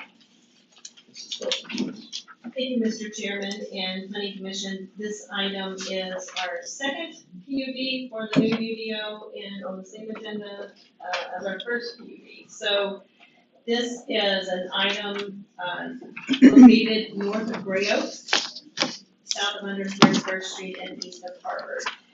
So TEP really came in before the Betchen project and worked very diligently. They pointed out things to us. We worked together before the UDO was even adopted, trying to make sure that when this item came before you, that it was presented in alignment as close as possible with the new UDO. So they are presenting a detached single-family residential. The current zoning is ag, and they're asking for an RS2. I will say it was advertised as an RS3. I know why that happened. I was like, what in the world? How did I do this? So the application, Mr. Terrell was out of the office when the application came in, I believe. And so someone in the office said that they were requesting RS3, but they're actually requesting an RS2. And if that is not correct, you can correct me. With that being said, if it was reversed, if they had advertised for an RS2 and really wanted an RS3, we'd have to re-advertise because that's a more dense zoning. But in our favor, and I'm very grateful about that. So just so that you have that correction in your notes, and that's why it says requested zoning is RS2. This is a less dense zoning than what was advertised, which was RS3. This is approximately 40 acres. We've had multiple conversations, several pre-development meetings. The fire chief, the technical advisory committee has looked at it. Actually, they may not have looked at it. The fire chief has looked at it, and the city engineer has had in-depth conversations. It is part of Jenks Public School, and it is in Ward District 3, which is Mr. Murray. The UDO language starts on page 2 of the actual staff report, which is page 126. I would like to point out that that question number 2. So question number 1 under general provisions, it says any residential development greater than 20 acres shall be approved as a planned unit development. And just for and welcome, Ms. Forrest, to Planning Commission. I didn't think of that. A lot of this I'm saying for public benefit, but also because we have a new planning commissioner, which I didn't really make known. I apologize. And so for her sake, I'm probably explaining more than I might have otherwise. But the new UDO said, basically the entire city of Jenks has been developed under a PUD process. It was very well written in the code and it was very deliberate, and that wasn't necessarily a bad thing. We just think moving forward that it doesn't have to stay that way. And so we wrote the UDO with different opportunities, especially for commercial development. But within the residential world, a lot of times there are just things that are very, very important to a community that you wouldn't necessarily get if you don't have a very exhaustive code or if you don't require a PUD. So that's where that statement comes from. And then statement number 2 says developments including only single-family detached residential unit uses may not be approved as a PUD. And we did have an applicant looking at 2 different plots, and their planners were outstanding as well. They called and they're like, hey, what does this mean? And I was like, where does it say that? I didn't even know that was in the code. So they pointed it out to me, and I was like, oh, that is not what we meant. What we meant was, we want to make sure that every residential development has nice amenities, they have open space and things like that. So around November, we will be looking at making some corrections and updates or clarifying some language that maybe is a little blurry right now. So that will be one of the statements. We'll better clarify what our expectation is. So just wanted to point that out on page 127. The rest of it is the standard language that we kind of went through with the previous PUD. And pointing out again, I didn't really point this out with PUD 135, but I do want to say that PUDs do have an expiration date. And, this developer doesn't normally have any problem getting his project off the ground, some developers do. It says for any PUD in which there has been no building permit issued, nor any portion of the property platted after 5 years since approval by the council, the PUD shall be considered null and void and shall be brought back before the planning commission and the council for consideration prior to any development on the property. The underlying zoning for the PUD shall not expire, only the PUD. And, I think that is a good statement. We have a lot of old PUDs just sitting there and are no longer really relevant to the vision of the city or the goals of the city. So I wanted to point that out to you. On page 131, it really starts talking about the actual PUD. I'm not gonna spend a lot of time. I know you all have spent a lot of time looking at this. They do have two pretty significant encumbrances. They have 2 pipeline easements along the southern boundary. They're 50 feet. They talk about their stormwater and how they intend to, look at that. One thing I didn't mention with PUD 135, this particular PUD does not ask for an increase in impervious area. I did point it out to them. Any PUD that comes before you and asks for an increase in impervious area will be required to engineer their site with that calculation in mind. Because I think previously we've allowed people to add pools and, accessory dwellings and things like that, and the sites just are not engineered to handle the increased impervious area. So that's something we'll be looking at. Not the case here. They've got, a nice neighborhood park in the south central with a wet pond, a dock, a play yard, dog park, which Mr. Kozor insists is very, very, very popular and necessary now. And they have a small parking area and a trail system that connects everything. And then, on the southwest corner, they have a dry pond, which we use for passive recreation. I personally always imagine little children flying kites. That's always my thought. So, that's what I always see. Rolling down the hills, flying kites. Exactly. So they're looking at a maximum of 135 lots. They've drawn 128, 100% masonry on the first floor, no vinyl or metal siding. I love that they added that in. They weren't prompted to do that. They would not be allowing accessory dwellings or short-term rentals in this. And, they will conform to the anti-monotony standard. We did talk a little bit, one of the citizens asked about how that would be enforced, and that would actually have to be something that our building inspectors are looking at during the building process. Let's see, had some staff comments. And then same comments that I had with the other one, just that they make themselves very familiar with the new subdivision regulations. Some of them are very similar to what they were in the past. Some of them have changed quite significantly, especially the tree plantings and some of the street design standards. That is primarily all I have. Staff recommends approval of the requested PUD 136 and the RS2 zoning that they have requested. If you look on page 135, starts the actual PUD. I asked a question on page 137. I don't know if you saw that. That was before I think I knew which zoning we were going for there. Maximum number of dwellings, what they have allowed for in theory is 135, what they have drawn is 128. And then it shows, the PUD would allow for a 58-foot lot, but RS2 allows for 55, so even at 58, they're still, less restrictive than the code. And what they've drawn is 60 to 65 foot. So, I think that was it. The last comment I had is the very last exhibit has the wrong subdivision name on exhibit H. Other than that, staff recommends approval.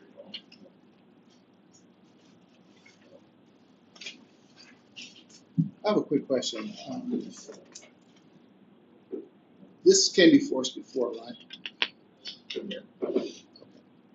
You've probably seen it in my updates. You've seen, I might have got I've given it confused because I thought that Mr. Bell had brought a property like this in with the water feature going down the middle of the property. Oh, no, that's not this one, that's pretty close, but it's Fraser Lakes. Falls, Fraser Falls. There's a lot of Frasers. Fraser Meadow. Fraser Meadows.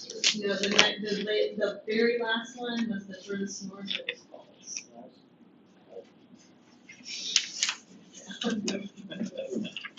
Call them all Fraser Lakes. Is this a half section? I mean, what's the width of the property? This from Harvard to,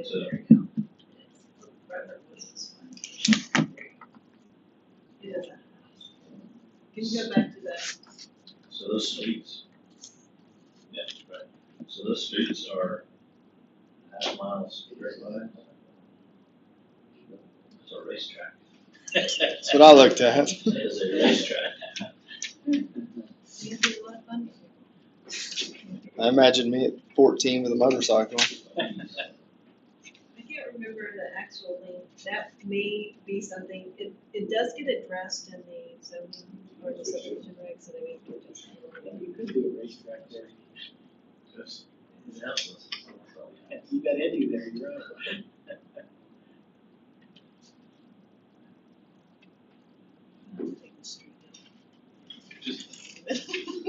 You're exactly correct, that is a racetrack. I mean, our anti-monotony standards would suggest not doing something like that. I mean, I think my guess is they did it that way because they kind of had to fit it in there, but I don't, you know, even the kind of curved streets look a little more attractive. Yeah, this is like. Problem with curved streets is kind of messed up, and when you're driving, it's blocking the cars and the driving and stuff, it'll block your view. Russell, can you go ahead and come up? We can't hear you, I'm sorry. When you, put curves in subdivisions and you're driving, it will block your view, like cars in the street or parking in the street or parking in the driveway. The straighter it is, it's less, your view gets obstructed, not as bad. Dutchess Crossing, we did that, and I didn't like it. But what else is wrong? We have two accesses right here. We're going to Kimberly Clark Road. A lot of people are using Kimberly Clark instead of using Harbor because they're coming down Memorial. So that's better access than having to come all the way down to Harvard. And one of the reasons I bought it like this, because that's the only thing Leon would sell me. I try to get it differently, but that's all he'd sell me. I want to clarify that he's talking about a different Leon. Leon Road. He owns all that land out there. But, I don't like curves because of that. It is more dangerous. Slows people down because they can't see as well. Well, You make a straight shot where you can see a half Well, mile, man, that's what the only encourages thing the speed. if you have a problem with it, like in Grado, that's a long shot in there. We put a stop sign in the middle. That was my suggestion, because everybody from Dutchess Crossing is coming that way, it's easier for them. So if we have a problem with it, we can put a stop sign here, there, and there.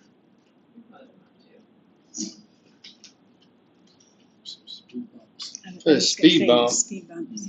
You don't like speed bumps either? Fire chief Well, doesn't do if you speed go to bumps. Broken Arrow, Yeah. you know, and they have speed bumps everywhere.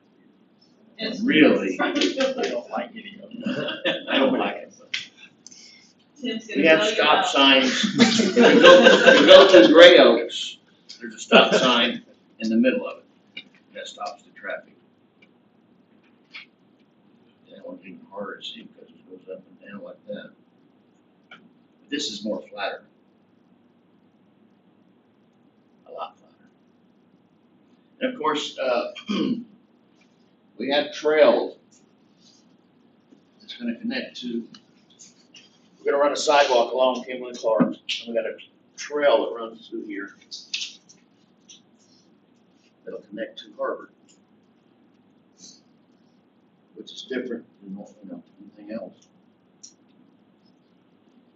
And the pool thing, anymore, people don't want a community pool because of COVID. So I'd rather spend my money on a park than a pool. Like in Dutchess Crossing, people aren't going to the pool like they used to. It's big packed. And a lot of people want their own pool. And these lots are, how many for them? 130 average. Average, but some of them are 160. Well, yeah, there's some deeper than that, 130 feet, but the front building line is 20 feet, so it really makes them 5 feet. Let's say, Deeper. you see all these lots backing up to Gray Oaks? Those are deep.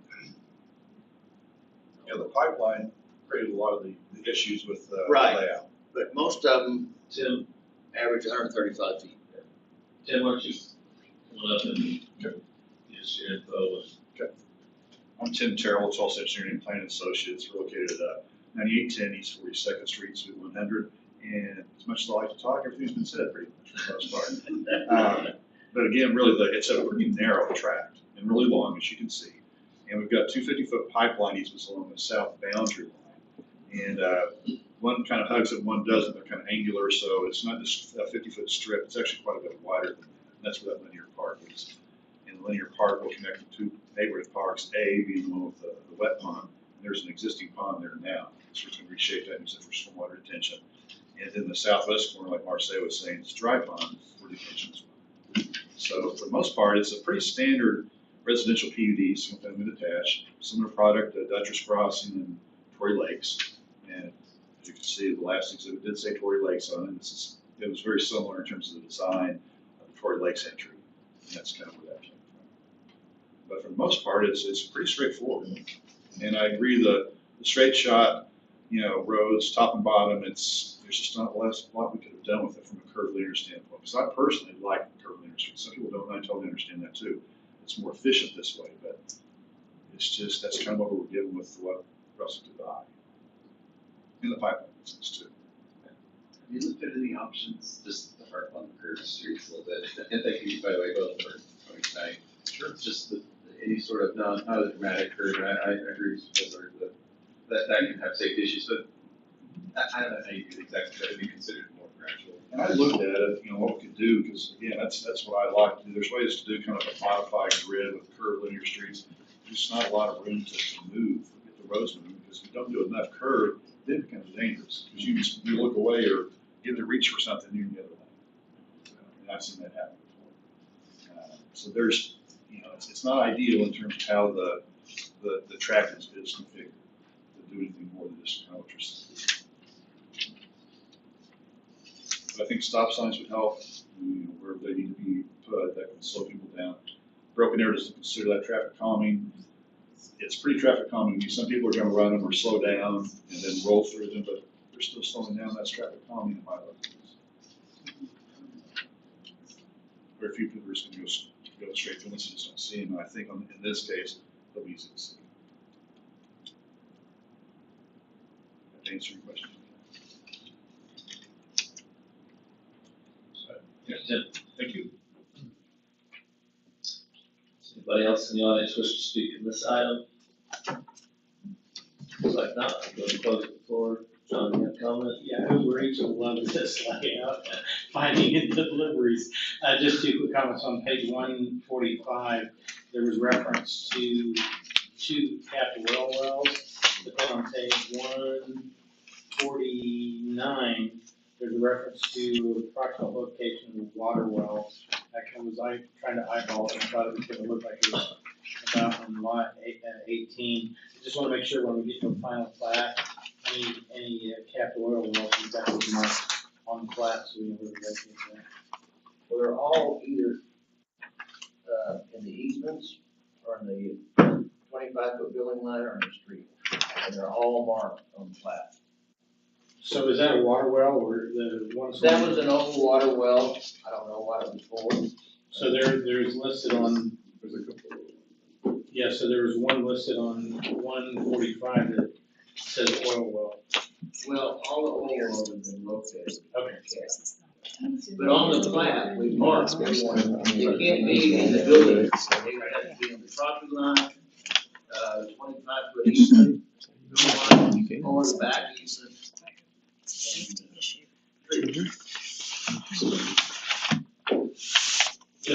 diligence thing for me, let's say we looked at it.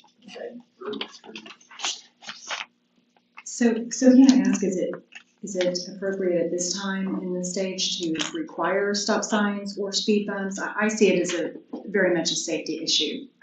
Children in a straight shot like that, I feel like there should be some requirement to Stop slowing sign. down traffic. Stop sign would be, we're Yes, we can do that at this point. You just have to say it here. when I developed Grail, they didn't have a stop sign. And I told Chuck, no, let's put one in. But people from Dutchers were coming through there. Right. Thank you. That made a big difference. Generally, Just make a motion. we, Okay. during the planning phase, it goes through, police department also, so the police department will be looking at it as well to see if there's any additional, stop signs or any other type of signage that needs to be added for public safety, but it can certainly be part of your, recommendation. Yeah, just on that point, I agree with the concept. I mean, I'm not a traffic engineer, maybe you are, I don't know. But kind of my thought would be to require it, require the police department to look at it at where appropriate, rather than say, here's there. 'Cause Right. perhaps that's not. Yeah, I agree. Idea. Your motion.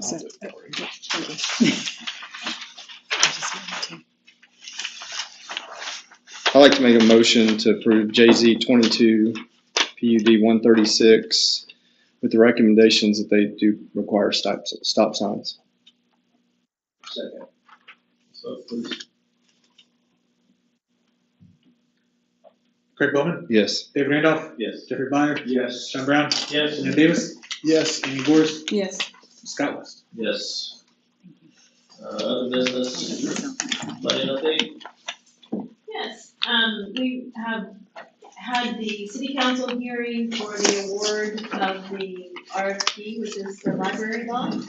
So that's the location at Birch and Main Street, and Acre Development Group will now enter the contracting phase, and that will have to be approved by city council. So there's not an official announcement, but there at least is a little excitement and buzz that it's coming. And, there's still a lot of due diligence on our part as the city before we get to that phase.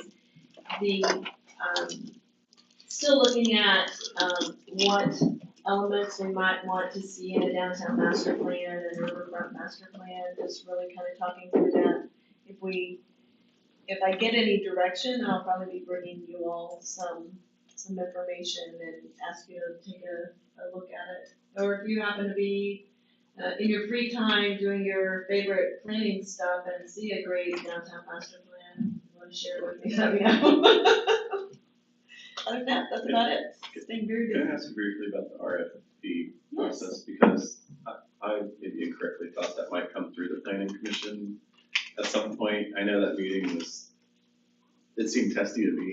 It was kind of a long city council meeting and all that, so. I'm trying to think of the actual Yeah, rate. right, that so they took the recommendation. I'm not insisting, that it comes through us, but that one was kind of a one-off, and we're here to kind of try to seek public input, work out solutions, so I just thought maybe that's why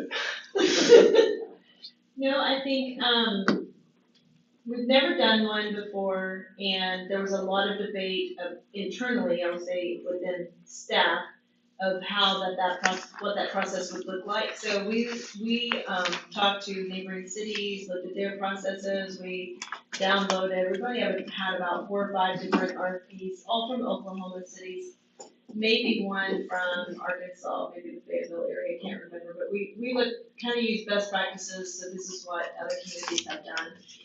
And in all of them, there's generally a selection committee. So then, we kept sending that information out, and I think in my updates, it would probably have shown you, like, this is what's happening next, these are the dates. Yeah, okay, so no one, and I didn't think to ask, I mean, if I give you the information, please, always, if you have a question, some of you are very good about, like, shooting me an email or calling me or texting me, and if you have questions or concerns, I am available, but nobody ever asked any question, and so from a committee and council, or like from a commission and council, we didn't ever get any feedback through the whole, like, this is coming next, and, nobody ever asked who's on the selection committee, and there we were at the end of it, going like, oh, who's gonna be on the selection committee? So the selection committee was selected primarily by staff, and, we tried to pick people, everybody was from the community. We had 3 downtown stakeholders who live in the community but also work in the downtown area, 2 that actually work on Main Street and are industry professionals. So then there were others, we had one that I think would be very much the actual market of young person that would really want to live and work in the downtown. So we felt like we had we just kind of brainstormed, okay, we need people who understand and people who can really dig into the weeds and get information. So it literally was just a brainstorming session. And there was, some people thought that, the council probably would be on the committee. In my mind, it was never coming to planning commission until it was hammered out into a PUD. But certainly we could have had a planning commission representative, we could have had a council representative, it just happened that that is not the direction that was decided. So I enticed these precious committee members thinking that it would just be a few hours. And it was, goodness, I would say probably 40 to 80 hours, and Charlotte was on the committee. How many submissions? We had 5.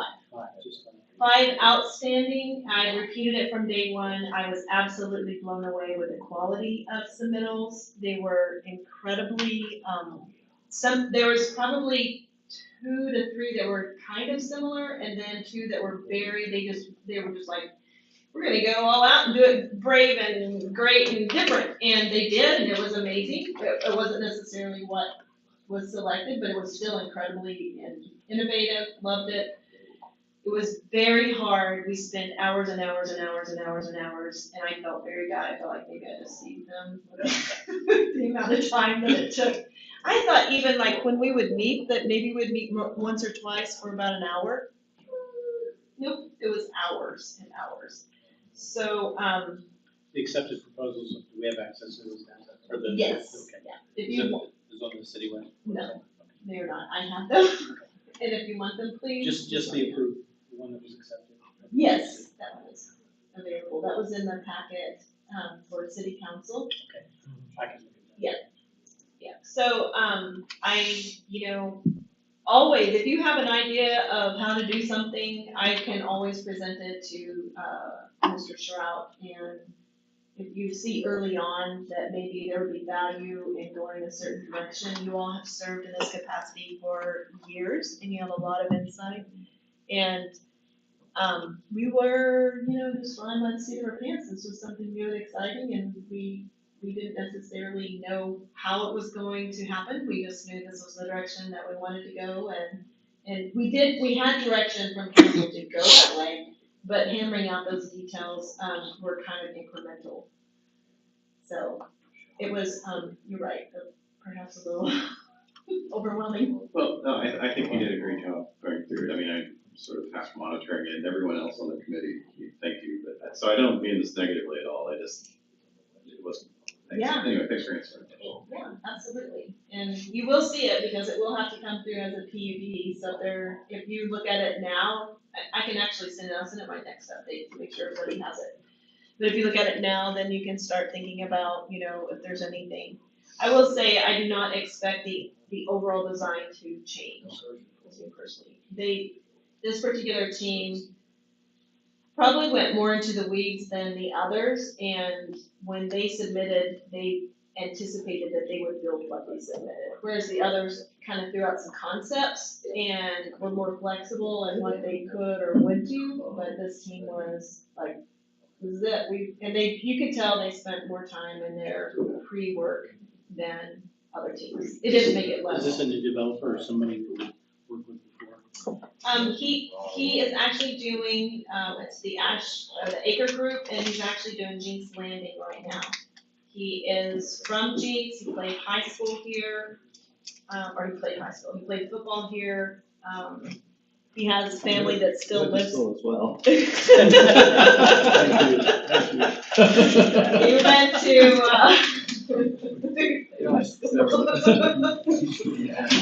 right. Mr. Chip Ashby, and he was a student here, he has family still here.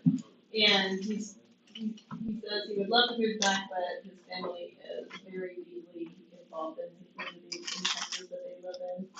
But that was something else, every single, submittal had very, very deep, very close ties to the city of Jenks.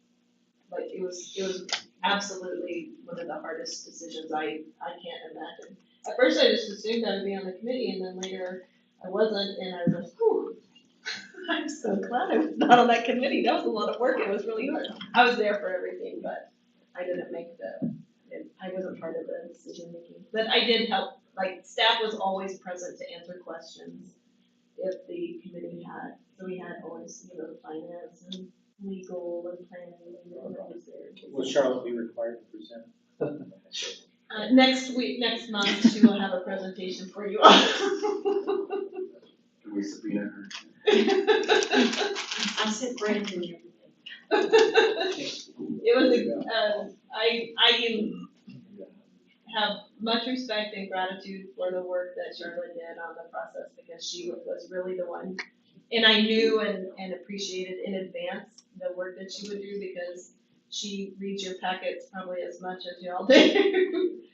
And I always get really valuable feedback from her, and she certainly went above and beyond on the RFP committee and just really getting into the details of it and categorizing it and organizing it so that it was easy to understand and digest. I started out doing it, I'm like, ooh, I'm really overwhelmed. I don't have time for this. Such a shape for the architects. Yes, they are. They absolutely are. That's it. We are adjourned. All right.